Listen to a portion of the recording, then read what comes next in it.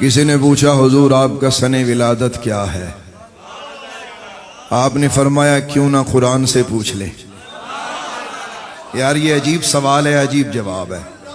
حالانکہ سن ولادت کی باری آئے تو لوگ اکثر اعزاء اقربا ماں باپ کی طرف رجوع کرتے ہیں۔ امام احمد رضا بریلوی کا علم دیکھو، شعور دیکھو، عقل دیکھو، اللہ رسول سے نسبت دیکھو۔ فرمایا قرآن سے پوچھ لیتے ہیں۔ اب وہ بندہ بڑا حیران ہوا کہ یہ تو عجیب بات ہے کہ اگر کبھی کسی شخص سے اس کا سن ولادت پوچھا جائے تو اس نے کبھی یہ نہیں کہا کہ جی میں قرآن سے بتاتا ہوں۔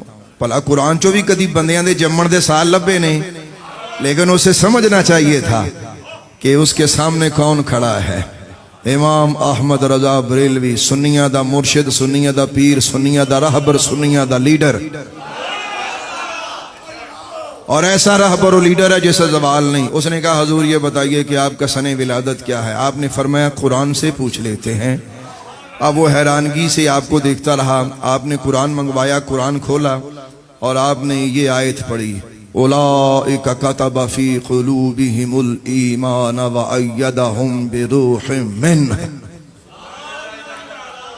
اس نے کہا حضور اس میں تو مجھے آپ کا سن ولادت نظر نہیں آ رہا۔ فرمایا تھوڑا سا صبر کرو، ابھی نظر آتا ہے۔ آپ نے فرمایا اس کا ترجمہ سنو۔ اس کا ترجمہ یہ ہے، یہی ہیں وہ لوگ جن کے دلوں میں اللہ نے ایمان لکھ دیا ہے، نقش کر دیا ہے، اور ان کی مدد اللہ جبریل کے ذریعے کرتا ہے۔ آپ نے ارشاد فرمایا، اس نے کہا حضور مجھے تو اس میں کوئی آپ کا سن ولادت نظر نہیں آیا۔ فرمایا اگر علم العادات جانتے تو یہ جواب میرا سن کر آپ کو خوشی ہوتی، اگر آپ علم العادات جانتے تو آپ سمجھ جاتے میں کیا کہہ رہا ہوں۔ فرمایا علم العادات کے ذریعے اگر اس اتنی آیت کریمہ کے اتنے حصے کے عادات نکالے جائیں تو 1272 بنتے ہیں، اور الحمدللہ 1272 ہجری امام محمد رضا کا سن ولادت ہے۔ یہاں تک بات سمجھ میں آ گئی؟ بندہ اٹھیا، بندہ پیر چومن لگ پیا، انہیں کہا صدقے جاواں ایسا بندہ تے میں پہلی دفعہ دیکھا جڑا اپنے جمن دا سال بھی اللہ دے قرآن چو کٹ کے دیندا ہے۔ سنیے گا ذرا، ایک چیز اور میں اعلیٰ حضرت امام اہل سنت کی آپ کی خدمت میں رکھنا چاہتا ہوں۔ لوگ کتابیں لکھتے ہیں، کتابوں کے نام لکھتے ہیں۔ تسی کو کتاب لکھو پنجابی، اردو، عربی، تسی وہ کتاب دا نام رکھ دیو۔ امام احمد رضا بریلوی اتنا بڑا رائٹر ہے، اتنا بڑا ادیب ہے کہ آپ کی کتاب کے نام میں ہی، صرف نام میں 4 فائدے ہوتے ہیں۔ امام احمد رضا بریلوی کی کتاب کے نام میں ہی 4 فائدے ہوتے ہیں۔ پہلا فائدہ کیا ہوتا ہے امام احمد رضا بریلوی کی کتاب کے نام کا؟ کہ وہ نام عربی ہوگا، نمبر 1۔ نمبر 2، دوسرا فائدہ اس کتاب کے نام کا یہ ہوگا کہ وہ کتاب کا جو نام ہے وہ نظم میں ہوگا۔ مثال کے طور پہ جیسے حضرت امام محمد بریلوی کی کتاب کا نام ہے الدولۃ المکیہ بالمادۃ الغیبیہ۔ انداز دیکھیے میرے امام کا۔ اچھا امام محمد بریلوی کی ایک اور کتاب کا نام ہے حسام الحرمین علی منحر الکفر والمین۔ اچھا ایک کتاب کا اور نام بتاتا ہوں، العطایا النبویہ فی فتاوی الرضویہ۔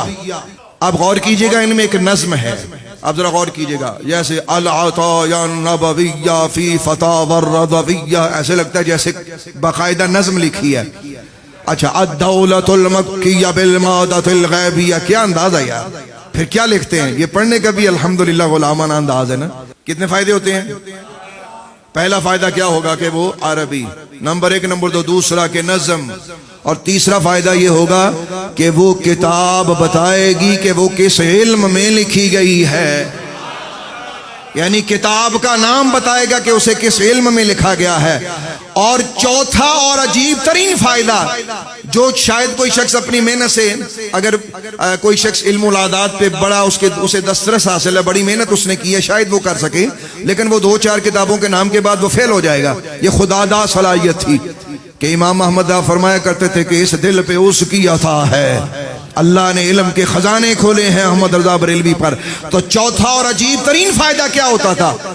جس سن میں آپ کتاب لکھتے تھے نا، جس سن میں آپ بولے ذرا میں کیا کہہ رہا ہوں، جس سن میں آپ اس کتاب کا جو نام رکھا ہوتا تھا اگر اسے آپ علم العداد کے حساب سے نکال کر اس کو جمع کریں تو وہ سال نکل آتا تھا جس سال میں وہ کتاب لکھی گئی ہے یار.